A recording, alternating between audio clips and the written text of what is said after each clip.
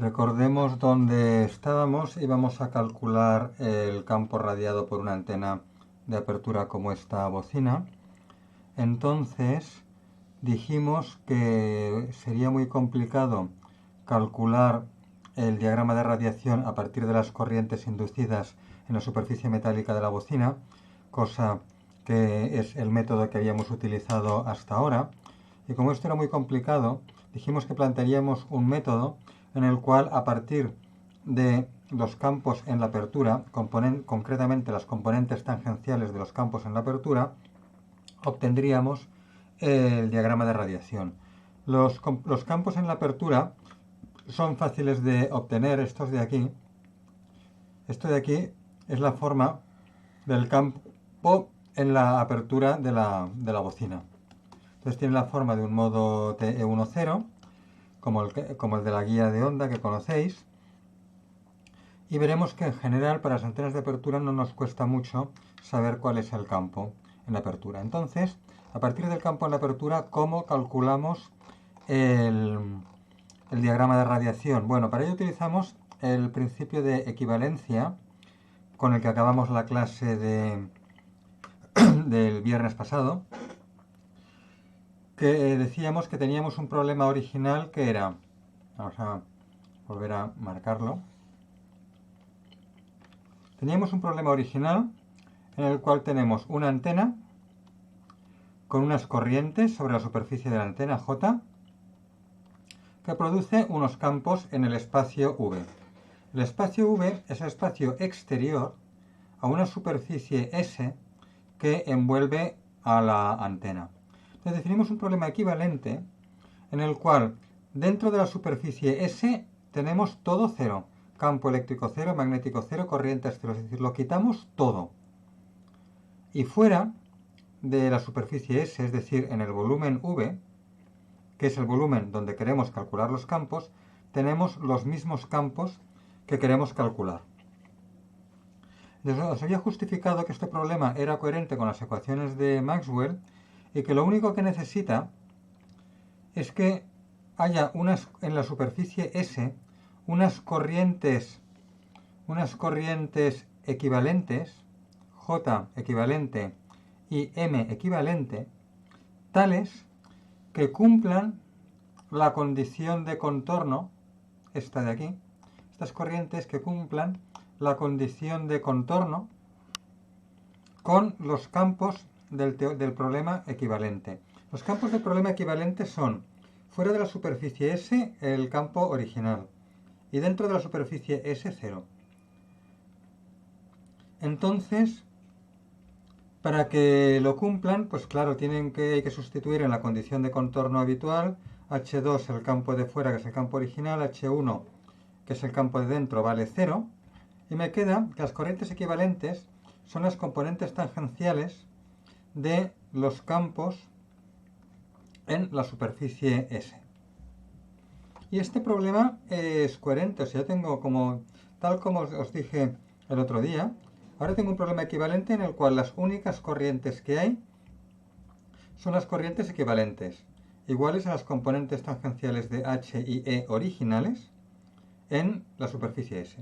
Y estas corrientes equivalentes me radian el campo original. Si hubiera unas corrientes originales en el volumen V, habría que ponerlas.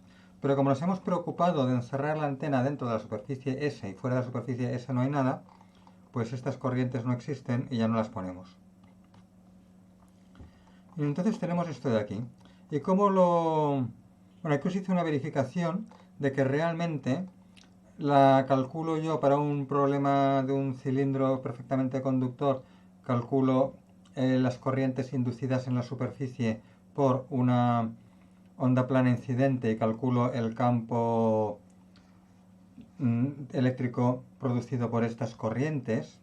Y este sería el método, entre comillas, antiguo, ¿vale? El método que habíamos visto en los capítulos anteriores. Es decir, yo calculo, en este caso con un método numérico, porque no puedo hacerlo a mano, calculo la corriente inducida en la superficie de este cilindro cuando incide una onda plana sobre él y luego calculo el campo que radia esta corriente, que sumado con el incidente pues me da el campo total, que es este de aquí abajo. La solución de este problema es esto de aquí abajo. El campo esta especie de onda estacionaria, es el campo que tenemos en el espacio. Y luego lo calculo con el teorema de equivalencia. Con el teorema de equivalencia calculo las corrientes equivalentes J y M. Aquí los tenéis. J, una de ellas, y M, la otra. Muchas veces la M la dibujan con dos flechas. Si J se dibuja con una flecha, M muchas veces se dibuja con dos flechas. Pues yo calculo el campo que radia la J y la M, y le sumo el campo magnético, le sumo el campo incidente, y me da justamente lo mismo. Y además me da campo cero en el interior del cilindro. Me da campo cero porque en el problema equivalente, que es el problema en el cual están radiando las corrientes equivalentes, el campo dentro del cilindro es cero. A ver, en este caso concreto da la casualidad de que como el problema original es un objeto perfectamente conductor, también tiene campo cero el problema original. Pero esto es casualidad, porque si el objeto, en lugar de ser un cilindro perfectamente conductor, hubiera sido un cilindro dieléctrico, en el problema original tendríamos campo dentro.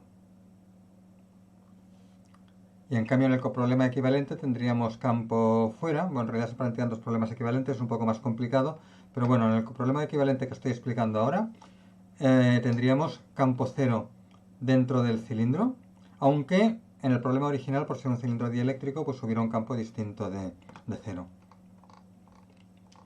Bueno, ¿y cómo lo aplicamos esto a antenas? Que es, de hecho, el objetivo de la clase de hoy. Bueno, pues para aplicarlo a antenas, lo que haremos es poner, por ejemplo, cogemos aquí la bocina, la bocina, porque es el ejemplo, es un ejemplo fácil de explicar y además es justamente el tipo de antena de apertura que vosotros habéis tocado con vuestras propias manos y habéis utilizado en las prácticas de radiación y propagación. Entonces ponemos la superficie S que coincida con la superficie del conductor ligeramente hacia afuera, o sea, pegada a la superficie del conductor, pero por el lado de fuera, de tal manera que el conductor quede dentro de la superficie S. Y luego acabamos de cerrar la superficie S por la apertura, de tal manera que la superficie S sea la unión de la superficie del conductor S sub PEC. PEC, recordad que es conductor eléctrico perfecto, Perfect Electric Conductor en inglés. Unión, voy a poner más, pero bueno, es un poco más matemático, ponemos unión, la superficie de la apertura SAP. Planteamos el problema equivalente. En el problema equivalente eliminamos todo lo que estaba dentro de la superficie S. Todo lo eliminamos, nos lo cargamos todo. Nos queda E igual a H igual a J igual a 0. Todo 0 dentro de la superficie S. Se nos hemos cargado la antena. Entonces lo que ponemos para sustituir lo que había dentro de la superficie S, ponemos unas corrientes equivalentes, J equivalente y M equivalente en la superficie del conductor, y J equivalente y M equivalente en la superficie de la apertura. La condición de contorno que teníamos, ¿cuál era? La condición de contorno que teníamos era esta. J equivalente igual a N por H en la superficie. M equivalente igual a menos N por E en la superficie. Pues vamos a ver. Empecemos por la apertura. J equivalente igual a N por H ahora en la superficie de la apertura.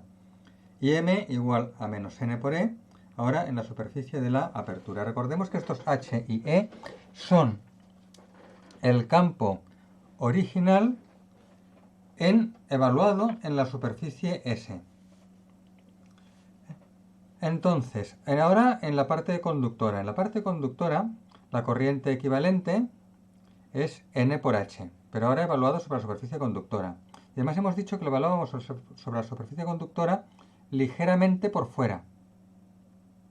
Porque si lo evaluáramos ligeramente por dentro, el campo dentro de un conductor vale 0. Pensar que la superficie conductora tiene un grueso, ¿eh? La superficie conductora tiene un grueso. Vamos a quizá ponerlo así de otro color. La superficie conductora tiene un grueso. Entonces dentro de la superficie, si yo pusiera la superficie S aquí, pues claro, el campo sería 0. Pero yo no la pongo dentro, la pongo pegada por fuera. Y al ponerla pegada por fuera, el campo en la superficie S es el campo que hay en la superficie del conductor por fuera.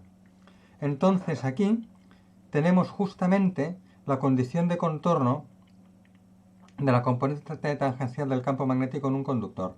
Y esta es la corriente inducida que circula por la superficie externa del conductor en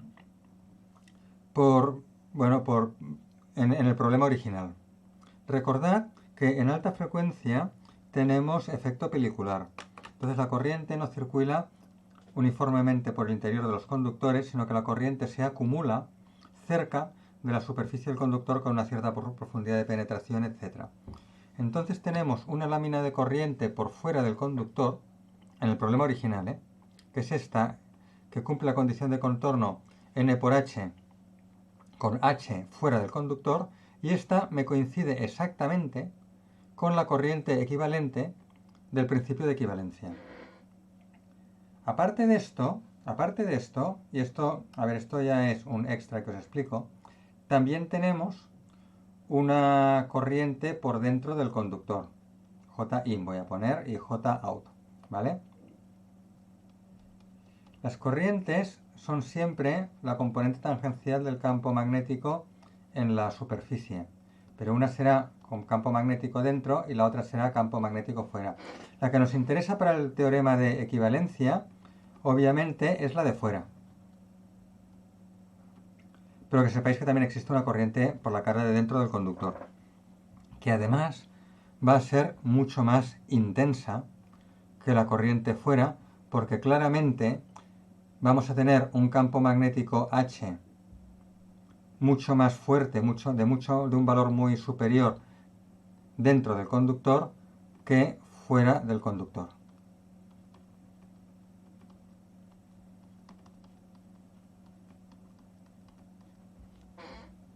Claramente, a ver, yo estoy generando con un cable coaxial, yo meto aquí la señal dentro de la guía con un pin, que el pin que entra dentro de la guía es como si fuera un monopolo radiando dentro de la guía. Entonces aquí, claro, aquí tengo una generación, aquí estoy metiendo mucha potencia y tengo una onda muy potente que va por dentro de la guía. Y esta onda va a salir radiada hacia adelante.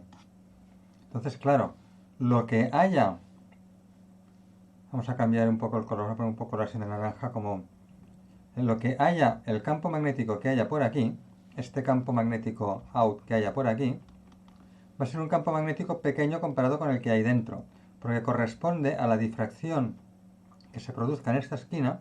Habrá un fenómeno de difracción y aquí llegará una onda, pero una onda débil comparada con la onda que viaja por dentro de la guía y por dentro de la bocina.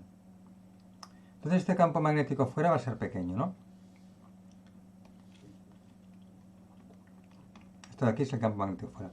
Bueno, ahora la corriente magnética. La corriente magnética, la condición de contorno es que es menos la componente tangencial del campo eléctrico en la superficie, pero aquí volvemos a utilizar, como hemos hecho con el campo magnético, volvemos a utilizar el hecho de que esta superficie es la superficie de un conductor eléctrico perfecto.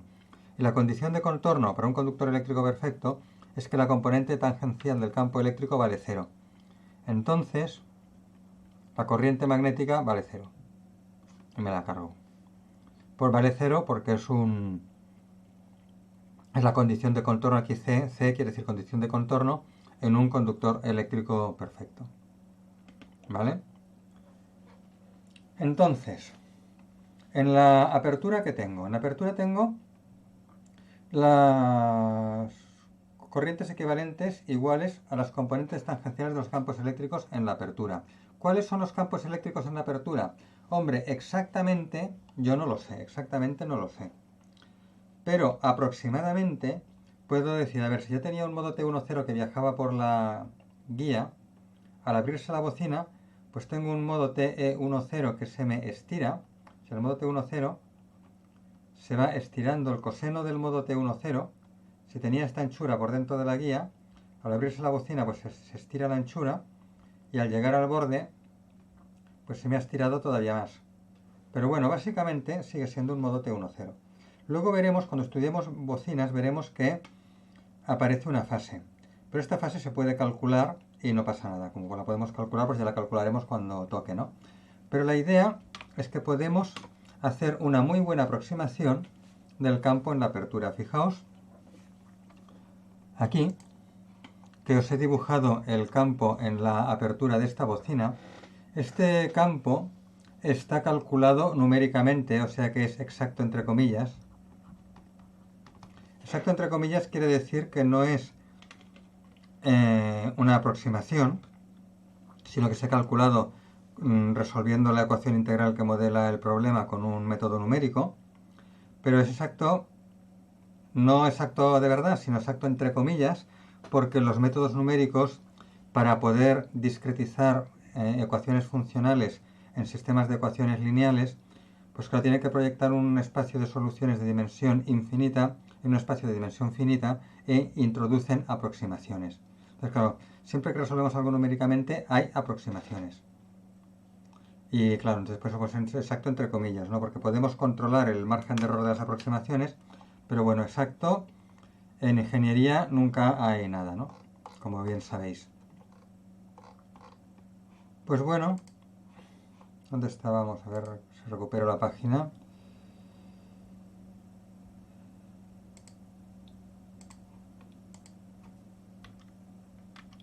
Aquí estábamos, que no encontraba la página. Bueno, entonces, pues aproximamos los campos en la apertura por los modos que vienen de la guía de onda y la bocina, no perturbados por los bordes de la apertura. Evidentemente, los modos, como el modo T10, corresponden a una estructura infinita, a una guía de onda infinita. Al cortar la bocina introduciendo la apertura, hay unos bordes. Entonces, en estos bordes, la condición de contorno sobre los campos no es la misma que la que habría en una bocina infinita, pues que sería aquí está el infinito, ¿no? No es la misma condición de contorno.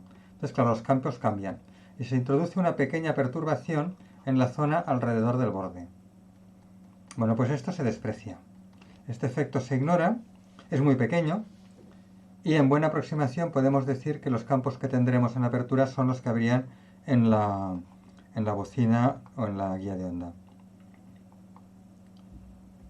Bueno, entonces, la corriente equivalente sobre la superficie del conductor, que habíamos dicho que era igual a la corriente inducida. Pero recordad que esto, os he dicho antes, que es N por H fuera por H en la superficie externa y H en la superficie externa, vamos a ponerlo quizás así para simplificar un poco, H en la superficie externa es mucho menor que H en la superficie interna. H en la superficie interna es más o menos del orden de magnitud que H en la apertura. ¿Vale? ¿Por qué? Porque H en la apertura ya veis que es el mismo H de dentro que sale a través de la apertura, ¿no? Que el H fuera os lo justifique, es mucho más pequeño, lo justificado porque fijaos que la energía viaja por dentro de la guía de onda, por dentro de la bocina, se radia hacia adelante con un gran lóbulo principal del diagrama y hay un campo muy pequeño que da la vuelta, estos son lóbulos laterales muy pequeños en campo lejano y aquí pues habría un campo cercano muy pequeñito correspondiente a las ondas que dan la vuelta por aquí, por un fenómeno de difracción. Esto es muy pequeño, entonces claro, N por H out es la corriente equivalente en el conductor. N por H en la apertura es la corriente equivalente en la apertura. Conclusión, La corriente equivalente en el conductor es mucho más pequeña que la corriente equivalente en la apertura. Bueno, sería equivalente a apertura. Conclusión, nos la cargamos. Esta de aquí nos la cargaríamos por ser muy pequeña, comparado con esta. Claro, es que como esta corriente de equivalente en el conductor hemos justificado que era igual a la corriente inducida en la superficie, claro, la corriente inducida en la superficie es pequeña, es lo que os he dicho antes, que la corriente dentro del conductor en la guía de ondas es muy grande, pero la corriente fuera es muy pequeña, porque es que está radiando hacia adelante, fuera casi no hay campo, corresponde a lo que se cuela por aquí por difracción, es muy poquito. Es muy poquito y nos lo podemos cargar. Entonces básicamente tenemos dos aproximaciones. Tenemos una primera aproximación de que el campo en la apertura es el que habría en la guía de onda y bocina infinitas, es decir, sin perturbar por la existencia de los bordes de la bocina. Y la segunda es cargarse la corriente equivalente sobre la superficie del conductor igual a la corriente inducida en el exterior de esta superficie, ¿no? Entonces esto de aquí, os comento aquí que estas dos aproximaciones funcionan si las dimensiones de la apertura son grandes comparadas con lambda, cosa que en las bocinas y demás antenas de apertura siempre, bueno, suele suceder. Concretamente en las bocinas van a ser de 2 lambda a 4 lambda, y 2 ya es mucho más grande que 1, si es mucho más grande que lambda. Y los resultados, cuando se cumpla esto, serán válidos cerca del lóbulo principal de la antena. Entonces os voy a enseñar una gráfica aquí. La aproximación es válida cerca del lóbulo principal de la antena, ¿no? Entonces podemos ver aquí, la aproximación de apertura es el color negro. La aproximación de apertura es color negro. El resultado exacto es el rojo, el obtenido con simulación numérica, como siempre yo pongo exacto entre comillas. Y el azul es una medida, la medida también es exacta entre comillas, porque bueno, la medida es lo que realmente tenemos, pero tenemos ruido de la medida, fijaos aquí, como los niveles bajos oscila mucho, y esto es ruido de la medida. A ver, esta medida me dijeron que no estaba muy bien hecha los compañeros que la hicieron, y que se puede hacer mucho mejor, o sea que vosotros si trabajáis en un laboratorio de antenas en vuestra vida profesional o haciendo el trabajo fin de grado, de fin de máster, lo que sea, si hacéis medidas de antenas, pues este ruido de aquí seguramente os saldrá más pequeño, ¿eh? Aquí hubo un fallo y les salió así, pero bueno, ya tengo el resultado para comparar. La cuestión está, fijaos, como la línea roja, que es el resultado numérico de la simulación, y la línea azul, que es la medida, coinciden aproximadamente y podemos darlo por bueno. Entonces la aproximación de apertura es el negro. ¿Dónde falla la aproximación de aperturas? Bueno, ¿dónde funciona?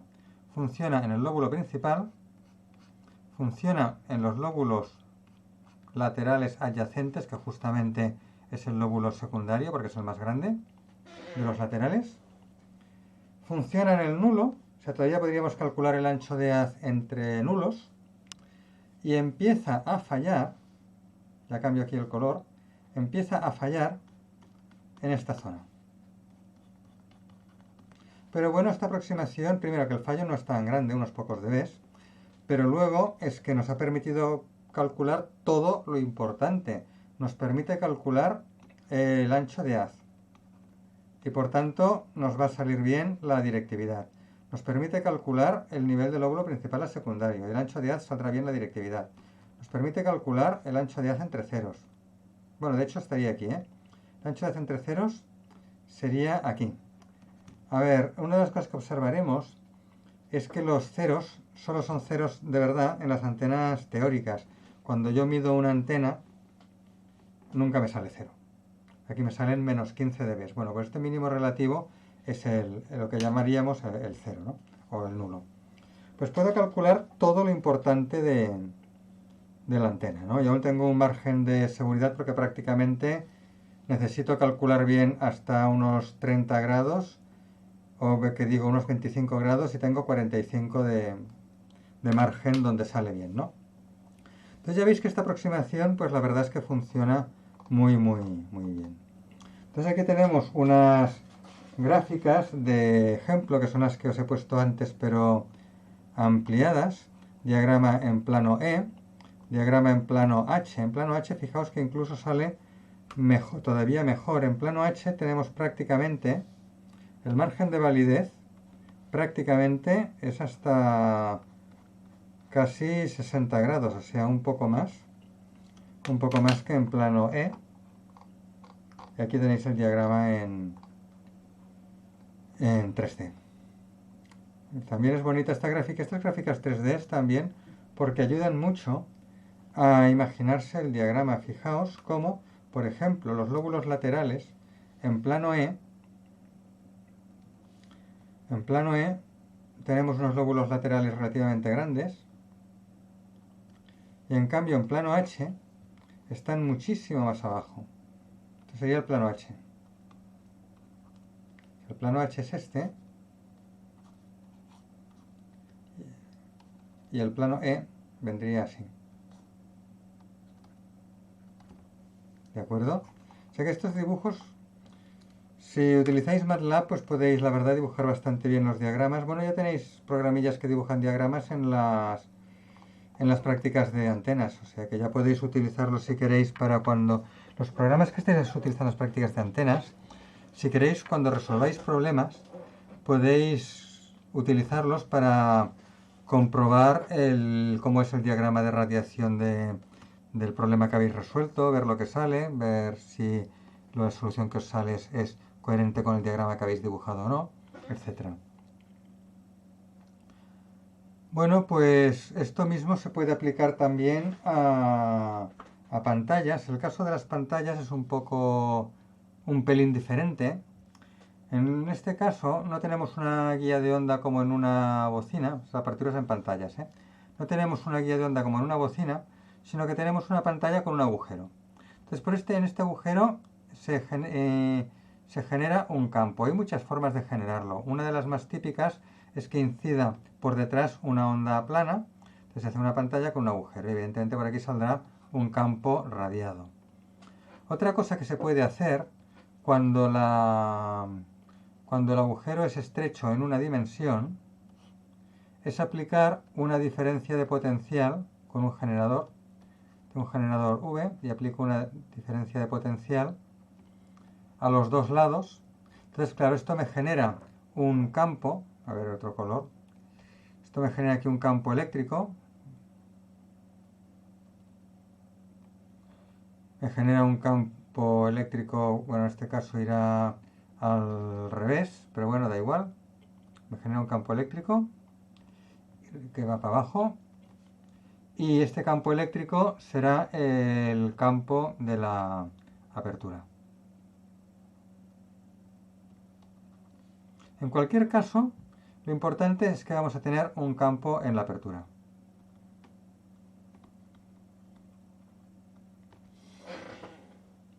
Entonces, una vez tenemos el campo en la apertura, aplicamos lo mismo que hemos dicho antes. Es decir, aplicamos que las corrientes equivalentes son la componente tangencial del campo magnético y menos la componente tangencial del campo eléctrico en la apertura, y lo mismo en el conductor. Pero en el conductor ya sabemos que la corriente equivalente va a ser la componente tangencial del campo magnético en el conductor, que esto es lo mismo que la corriente eléctrica inducida, y la corriente magnética es la componente tangencial del campo eléctrico en el conductor, que vale 0. Entonces, esta se me va y me queda esto. En el conductor, corriente eléctrica equivalente igual a la inducida, abajo. Y en la apertura tenemos una corriente eléctrica equivalente y una corriente magnética equivalente. Entonces, para calcular la radiación de estas corrientes, como estamos en un plano conductor salvo una pequeña apertura, hacemos un pequeño truco, que es rellenar la apertura con conductor. Esto de aquí le metemos conductor. ¿Por qué podemos meter el conductor? Pues porque en el problema equivalente tenemos campo cero dentro de la superficie S. Entonces, si tenemos campo cero dentro de la superficie S, yo puedo meter allí conductor que también tiene campo cero dentro siempre y no perturbo para nada la solución, o sea, sigo teniendo exactamente lo mismo. Entonces, los campos que hay fuera, que son los que a mí me interesa calcular, y las corrientes equivalentes siguen siendo las mismas, tanto si yo le pongo un conductor dentro de la apertura, como si no le pongo conductor dentro de la apertura. Entonces, lo que hago es meter conductor en todas partes. Si el problema equivalente tenía cero, yo meto conductor en todas partes dentro de la superficie S, o sea, a la izquierda de la superficie S. La conclusión es que ahora me queda corrientes eléctricas y magnéticas que existen en la superficie de un plano conductor infinito. O sea, esto de aquí es un plano conductor infinito. Entonces, como es un plano conductor infinito, yo le aplico lo de siempre, teoría de imágenes. Entonces, imagen de las corrientes eléctricas paralelas, pues la corriente simétrica opuesta. Y imagen de las corrientes magnéticas paralelas, pues corriente magnética en el mismo sentido. Acordaos que las corrientes magnéticas tienen imágenes como las de las corrientes eléctricas, pero opuestas. Es decir, hay que cambiar el signo a las imágenes de las corrientes eléctricas para obtener las imágenes de las corrientes magnéticas. Entonces, como estas corrientes están sobre la superficie S, pero por la cara de fuera, la corriente imagen está sobre la superficie S, pero por la cara de dentro. Pero claro, la distancia de estas corrientes de la cara de fuera y de la cara de dentro a la superficie S es un épsilon, es un diferencial. Es decir, están en el mismo sitio, al menos a una distancia mucho más pequeña que la longitud de onda. Por tanto, se cancelan. Se cancelan. ¿Y qué es lo que me queda? Me queda solamente dos veces la corriente magnética en la apertura. La corriente magnética en la apertura. Y la corriente magnética en la apertura es menos 2, bueno, dos veces la corriente magnética en la apertura es menos 2 veces la componente tangencial del campo eléctrico en la apertura. Y esto de aquí, de que fijaos que esta corriente magnética es la corriente que va a radiar. Esta corriente magnética es la corriente que yo os voy a poner en las ecuaciones de radiación. Entonces, fijaos lo que nos ha quedado. O sea, teníamos un campo eléctrico que salía por una apertura, había un campo eléctrico evaluado sobre la apertura, pues este campo eléctrico evaluado sobre la apertura lo consideramos como una fuente de campo, una corriente es una fuente de campo, y miramos qué campo me radia. Es el principio de Huygens que os explicaron en bachillerato. Oye, esto es una rata, 1678. Es un tratado del siglo XVII. Me voy a apuntar a corregir la rata. Lo corrijo.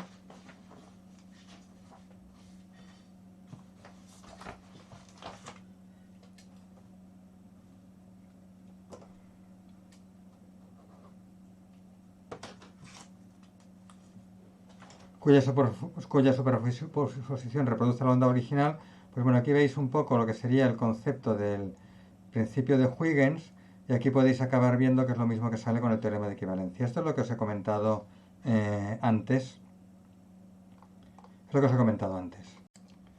Pues bueno, como decía, ahora tenemos unas expresiones de los campos que nos han salido básicamente esto de aquí, donde ya os he hablado de que la integral es una transformada de Fourier de dos dimensiones, como la que habéis visto en procesado de imagen. Ahora ya no son sumatorios, porque ya no es una transformada de Fourier discreta, sino que son integrales, porque es una transformada de Fourier continua. Pero bueno, es lo mismo, como sabéis.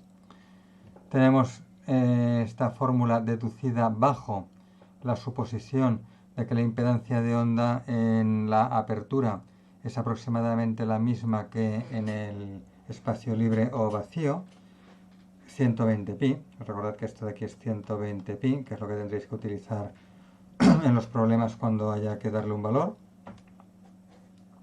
Y a partir de estos campos, pues como tenemos una expresión para el campo, podemos calcular la directividad. La directividad es la densidad de potencia radiada máxima entre la densidad de potencia radiada total. Perdón, la potencia radiada total, no la densidad. Densidad de potencia radiada máxima entre potencia radiada total.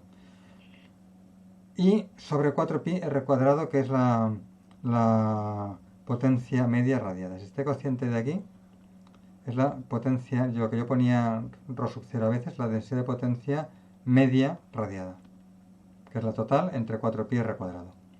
Entonces, ¿cuánto vale la máxima? La máxima es el módulo de la densidad de potencia, siempre es módulo del campo al cuadrado, entre impedancia de onda, como para ondas TEM. Entonces, cuando estamos evaluando la densidad de potencia en el máximo, pues el campo máximo al cuadrado. El campo máximo al cuadrado es el campo tita máximo al cuadrado más el campo phi máximo al cuadrado partido por la impedancia de onda.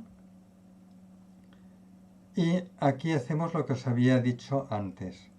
Al elevar esto al cuadrado, pues me quedan todos estos factores elevados al cuadrado. Y al sumar sacamos factor común todo lo que es distinto. Y sacamos factor común, hoy no sé qué pasa, que lo digo todo al revés. A ver, elevamos al cuadrado las dos componentes, pues elevamos todos los factores que influyen al cuadrado, ¿no? Todos los factores que influyen, todos al cuadrado. Entonces, sacamos factor común todo lo que es igual, la onda esférica, el diagrama de la apertura elemental, la integral, todo lo sacamos factor común. ¿Y qué nos queda en la suma?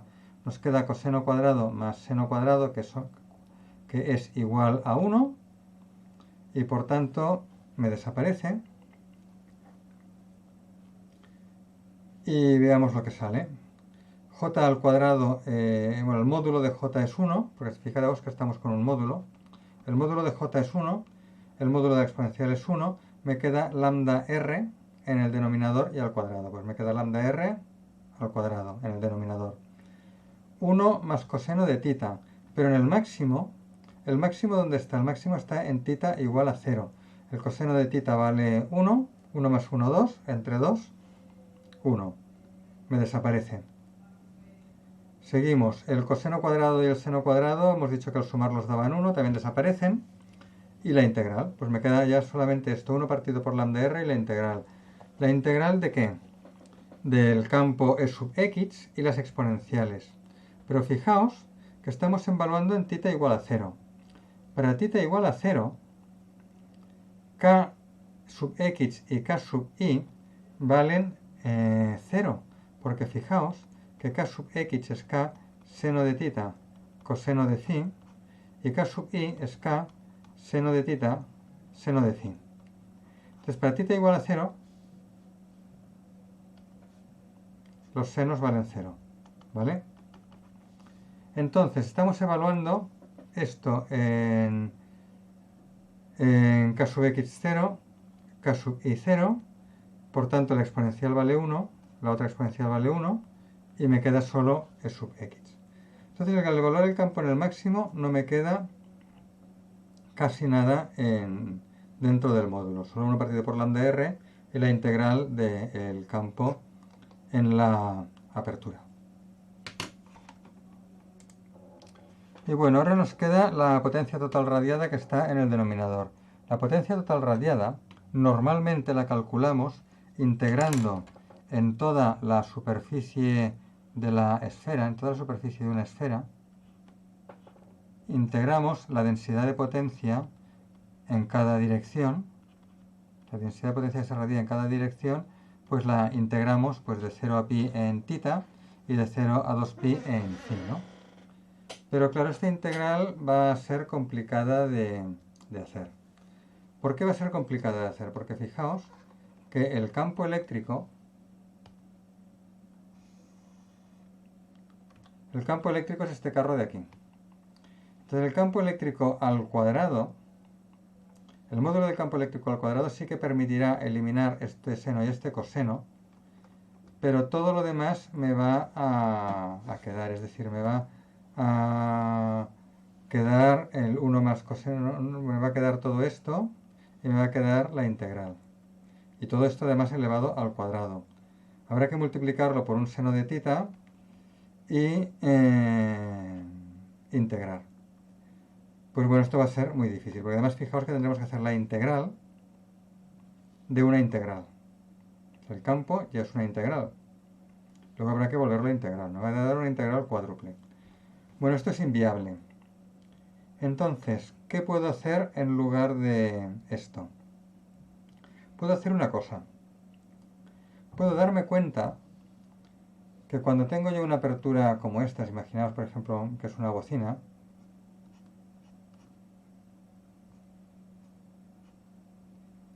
no está muy mal dibujada, pero si imagináis una bocina, ¿por dónde va la señal? La señal va por aquí, la señal va por aquí, y por aquí tenemos una onda, la señal, tenemos una onda, y la onda sale y acaba produciendo un frente de onda en campo lejano, ¿no?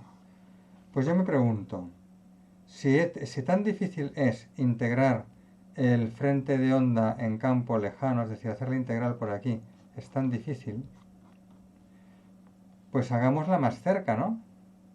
¿Por qué? Porque toda la potencia que hay en el frente de onda este de campo lejano, toda la potencia proviene de dentro de la guía, de dentro de la bocina, y atraviesa la apertura.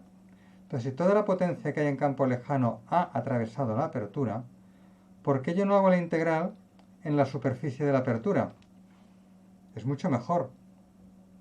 Primero, porque es una superficie rectangular muy sencilla de integrar, pero es que además la densidad de potencia en la apertura, que yo tengo que integrar, es conocida. Cuando yo hago la integral en la apertura, fijaos, SAP es la apertura. Cuando yo hago la integral en la apertura de la densidad de potencia en la apertura, ¿qué densidad de potencia en la apertura tengo? Pues el campo en la apertura al cuadrado dividido por eta. Y el campo en la apertura es conocido, porque acordaos que lo aproximamos con los modos T1, 1 o lo que sea, con los modos que viajen por la guía de onda y por la bocina. Es un campo conocido, y como es un campo conocido es justamente el campo que utilizamos para calcular el diagrama de radiación, ¿no? Entonces, claro, si este campo es conocido, pues yo calculo la densidad de potencia de la apertura es conocida y calculo la potencia total radiada a través de integrar la potencia en la apertura, sabiendo que toda la potencia que se radia al exterior está atravesando primero la apertura. Bueno, pues sustituyo todo esto en la fórmula de la directividad que la tenemos por aquí. En la fórmula de la directividad sustituyo la densidad de potencia radiada máxima, sustituyo la potencia total radiada, el 4πr cuadrado del denominador como siempre, 4πr cuadrado como siempre sube arriba. Simplifico todo lo que es común arriba y abajo, simplifico todo lo que puedo y me acaba dando esto de aquí. Me acaba dando esto. Directividad igual a 4pi partido por lambda cuadrado por el cuadrado de la integral del campo en la apertura dividido por la integral del campo al cuadrado. Entonces, este 4pi partido por lambda cuadrado que ha salido me recuerda a la fórmula típica conocida de directividad igual a 4pi partido por lambda cuadrado área efectiva. Entonces, claro, yo enseguida, identificando las dos fórmulas que son iguales, pues yo enseguida digo que el área efectiva es el cociente de las dos integrales. Esto aquí sí que es muy importante. El área efectiva es el cociente entre la integral, entre el módulo al cuadrado de la integral del campo en la apertura y la integral del módulo al cuadrado del campo. Es lo que decimos, a ver, normalmente cuando hablamos rápido prescindimos de la palabra módulo y decimos esto es el cuadrado de la integral partido por la integral del cuadrado. Entonces, vamos a ver. En una apertura, yo sé que la apertura tiene un área física, o sea, igual que en un dipolo, Yo tenía una antena de dipolo. El dipolo tiene una directividad. Y si tiene una directividad, el dipolo tiene un área efectiva, que es la directividad por lambda cuadrado partido por 4pi. Pero claro, en un dipolo, el concepto de área efectiva es un parámetro, pero no tiene relación con el concepto físico. Fijaos que sí que la longitud efectiva del dipolo, si la longitud real del dipolo es h, la longitud efectiva del dipolo sí que tiene un sentido. Y yo puedo decir, mira, la longitud efectiva del dipolo es el 80% de la longitud física. Pero en cambio con el área efectiva yo no puedo hacer esta identificación del parámetro con una dimensión real, ¿no? Pero claro, para una apertura me pasa al revés. Para una apertura, la apertura tiene una superficie física. La apertura tiene una superficie física, voy a llamarle aquí SAP, tiene una superficie física. Entonces, el área efectiva va a estar relacionado con la superficie física de la misma manera como la longitud efectiva de un dipolo está relacionada con la longitud física, ¿no? Entonces, yo defino, es una definición, yo defino la eficiencia de iluminación como la relación entre el área efectiva y la superficie o área de la apertura. Esto sí que es muy importante, esto sí que es clave y esencial saber, que es una de las fórmulas básicas que hay que utilizar imprescindiblemente siempre cuando se trabaja con aperturas. Esto se llama eficiencia de iluminación y es la relación entre el área efectiva y el área geométrica. Área geométrica es la superficie de la apertura, SAP. ¿Vale? Entonces, como el área efectiva es el cuadrado de la integral partido por la integral del cuadrado, pues yo puedo escribir la fórmula de la eficiencia de iluminación que utilizaremos en la práctica. En la práctica, lo normal será utilizar esta fórmula de aquí. Esta fórmula de aquí me dice que la eficiencia de iluminación es 1 partido por la superficie de la apertura o área geométrica por el módulo al cuadrado de la integral del campo en la apertura dividido entre la integral del módulo al cuadrado del campo. Entonces, esto también hay que saberlo. De las tres fórmulas, fijaos que solo tenéis que saber dos. De las tres que he marcado en fosforito amarillo, solo hay que saber dos, porque están absolutamente ligadas. Si queréis, la de en medio me liga las otras dos, ¿no? Si están absolutamente ligadas, solo tenéis que saber dos, porque la tercera se deduce de forma trivial de las otras dos. Pero el procedimiento normal será calcular primero la eficiencia de iluminación con esta fórmula. Segundo, calcular el área efectiva multiplicando la eficiencia que hemos calculado, la eficiencia de iluminación que hemos calculado por la superficie geométrica de la apertura. Con esto obtenemos el área efectiva.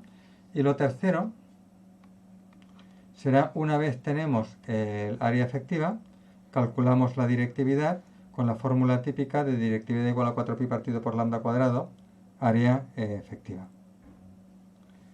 Un ejemplo de aplicación de esto de aquí. Un ejemplo muy sencillo.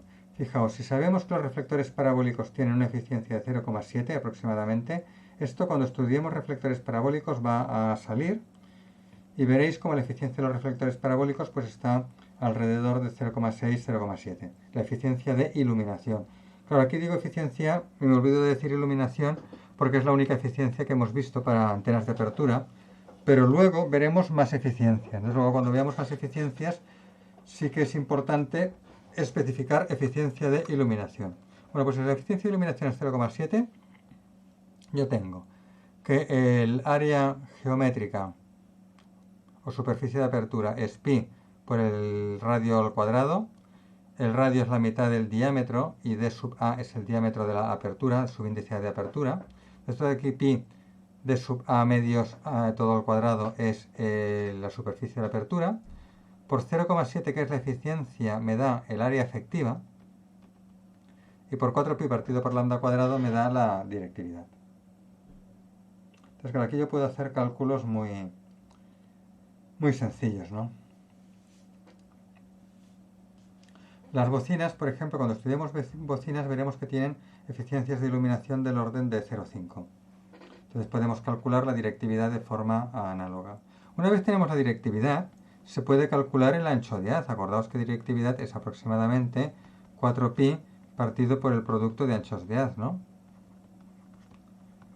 Entonces, cuando ya haya calculado la directividad de esta forma, puedo calcular el ancho de haz. O sea que al final, con estas fórmulas tan sencillas, yo puedo solamente sabiendo cuál es la eficiencia de iluminación habitual para un determinado tipo de antena, de apertura, porque esto solo funciona con antenas de apertura, no con dipolos, pues yo una vez que sepa cuál es la eficiencia de iluminación habitual, enseguida puedo calcular directividad y puedo calcular ancho de haz y puedo calcular muchas cosas.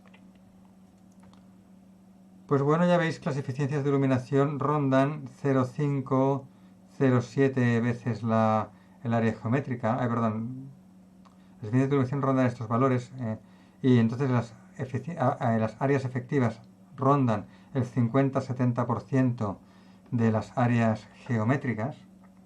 ¿Vale? Esto quiere decir que si tengo yo una apertura con esta superficie, pues solamente se aprovecha para radiar una parte más pequeña, que es el área efectiva, ¿no?